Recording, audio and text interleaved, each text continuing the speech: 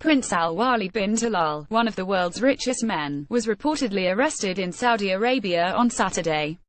Ijara Kodakara agents France Press, Getty Images London. Saudi Arabia announced the arrest on Saturday night of the prominent billionaire investor, Prince Al-Walid bin Talal, plus at least 10 other princes, 4 ministers and tens of former ministers. The announcement of the arrests was made over Al Arabiya, the Saudi-owned satellite network whose broadcasts are officially approved. Prince Al-Walid's arrest is sure to send shockwaves both through the kingdom and the world's major financial centers. He controls the investment firm Kingdom Holding and is one of the world's richest men, owning or having owned major stakes in News Corp, Citigroup, Twitter and many other well-known companies. The prince also controls satellite television networks watched across the Arab world. The sweeping campaign of arrests appears to be the latest move to consolidate the power of Crown Prince Mohammed bin Salman, the favorite son and top advisor of King Salman. At 32, the Crown Prince is already the dominant voice in Saudi military, foreign, economic and social policies, stirring murmurs of discontent in the royal family that he has amassed too much personal power, and at a remarkably young age.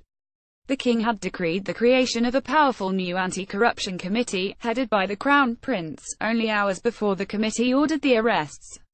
Al Arabiya said that the anti-corruption committee has the right to investigate, arrest, ban from travel, or freeze the assets of anyone it deems corrupt.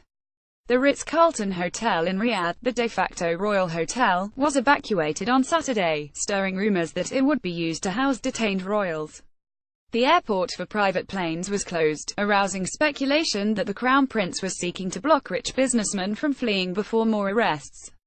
Prince Al-Walid was giving interviews to the Western news media as recently as late last month about subjects like so-called cryptocurrencies and Saudi Arabia's plans for a public offering of shares in its state oil company, Aramco.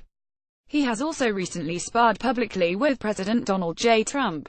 The prince was part of a group of investors who bought control of the Plaza Hotel in New York from Mr. Trump, and he also bought an expensive yacht from him as well. But in a Twitter message in 2015, the prince called Mr. Trump a disgrace not only to the GOP but to all America. At Real Donald Trump, you are a disgrace not only to the GOP but to all America. Withdrawal from the U.S. presidential race as you will never win, at Al-Walid. Talal, December 11, 2015. Mr. Trump fired back, also on Twitter, that dopey prince at Al-Walid. Talal wants to control our US politicians with daddy's money. Dopey prince at Al-Walid. Talal wants to control our US politicians with daddy's money. Can't do it when I get elected. Trump 2016. Donald J. Trump at Real Donald Trump, December 12, 2015. As president, Mr. Trump has developed a warm, mutually supportive relationship with the ascendant Crown Prince, who has rocketed from near obscurity in recent years to taking control of the country's most important functions.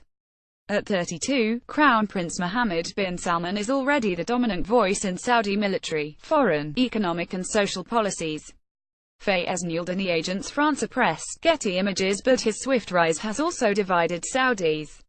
Many applaud his vision, crediting him with addressing the economic problems facing the kingdom and laying out a plan to move beyond its dependence on oil.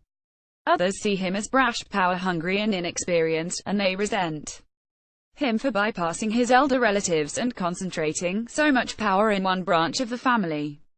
At least 3 senior White House officials, including the president's son-in-law, Jared Kushner, were reportedly in Saudi Arabia last month for meetings that were undisclosed at the time.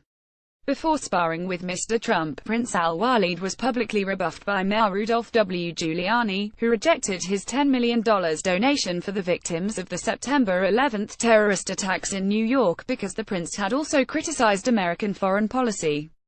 As powerful as the billionaire is, he is something of an outsider within the royal family, not a dissident, but an unusually outspoken figure on a variety of issues. He openly supported women driving long before the kingdom said it would grant them the right to do so, and he has long employed women in his orbit. In 2015 he pledged to donate his fortune of $32 billion to charity after his death. It was unclear Saturday whether Saudi Arabia's corruption committee might seek to confiscate any of his assets. Saudi Arabia is an executive monarchy without a written constitution or independent government institutions like a parliament or courts, so accusations of corruption are difficult to evaluate.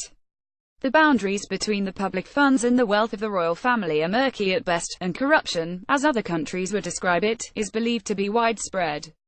The arrests came a few hours after the king replaced the minister in charge of the Saudi National Guard, Prince Mutayb bin Abdullah, who controlled the last of the three Saudi armed forces not yet considered to be under control of the crown prince. The king named Crown Prince Mohammed the Minister of Defense in 2015. Earlier this year, the king removed Prince Mohammed bin Nayef as head of the Interior Ministry, placing him under house arrest and extending the crown prince's influence over the Interior Ministry's troops, which act as a second armed force. Rumors have swirled since then that King Salman and his favorite son would soon move against Prince Mutayb, commander of the Third Armed Force and himself a former contender for the crown. Eric Schmidt contributed reporting from Washington. A version of this article appears in print on November 5, 2017, on page A1 of the New York edition with the headline "Saudi Arabia arrests 11 princes, including prominent billionaire."